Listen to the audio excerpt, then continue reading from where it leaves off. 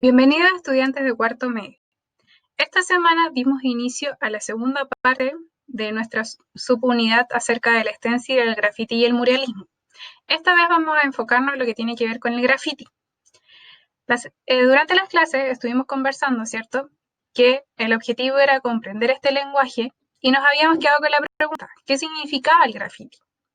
El graffiti nosotros habíamos comprendido que puede venir de dos palabras. La palabra griega, que significa grafien, escribir, o bien algunos decían que viene del italiano grafiare, o sea, garabatear. Entonces podríamos decir que esto es una especie de escritura, pero al mismo tiempo un garabato. ¿Ya?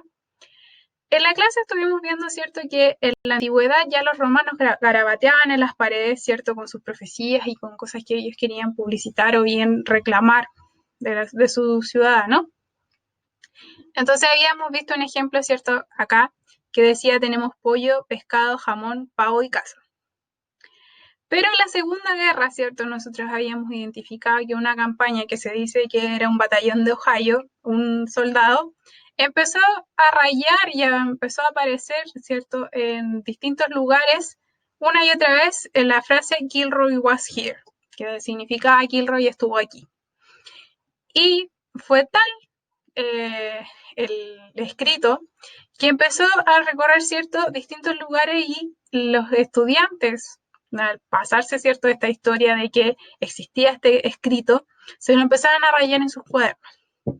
Y asimismo, en Estados Unidos, continuó la concepción del graffiti, donde todo el mundo empezó a poner su propia marca y se hablaba, ¿cierto?, de que había un joven de origen griego que empezó a poner su firma que decía Taki 183. Y ahí lo podemos ver, ¿cierto? Entonces, esta idea de la caligrafía, del querer dejar una huella, ¿cierto? Yo también se los había dicho que se relacionaba un poco con esta idea de querer dejar un registro de que uno estuvo aquí o uno estuvo presente porque sabemos que somos efímeros. Y el grafiti así comenzó a propagarse y a inundar, ¿cierto?, las calles y los lugares o los espacios que se encontraban, ¿cierto?, más llamativos. Habíamos visto tipos de grafiti y también cómo un grafiti se podía componer, ¿cierto?, o en el fondo cómo había evolucionado esta técnica, ¿ya? Acá veíamos algunos ejemplos, ¿cierto? El White Style, que era la guerra de estilos de un grupo con respecto a otro, también por lo que había estado sucediendo, ¿cierto?, en Estados Unidos cuando vemos la unión del hip hop, el breakdance y lo que tenía que ver con el graffiti. También en clase vimos 3 videos que los invito a que ustedes puedan revisar, que son los siguientes. El primero de ellos es acerca de un rayado que hubo en el metro de Santiago en el año 2018 y resulta que se generó toda una polémica que registran aquí y que invita a cuestionarse si el arte callejero o este graffiti, ¿cierto?, es realmente un arte o no. Y con eso partimos la clase, preguntándonos, ¿esto es arte o no? ¿Ya? Y cómo este arte en su origen también tiene la idea de transgredir límites. Entonces también su formato de ilegalidad también muchas veces incomoda y no es considerado arte, pero para otras personas sí lo es.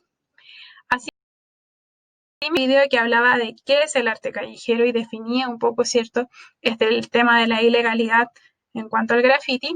Y el otro video que nosotros pudimos apreciar era este video donde, ¿cierto?, nos contaba la historia del graffiti, que yo estos 3 videos se los dejé disponibles en el tablón de Classroom, donde, ¿cierto?, habla de esta unión, ¿cierto?, el graffiti, el breakdance y el hip hop, para que ustedes tengan más o menos una idea general acerca de cómo surge el graffiti.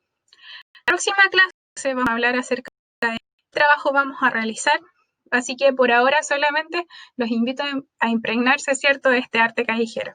Nos vemos en la próxima clase, que estén muy bien.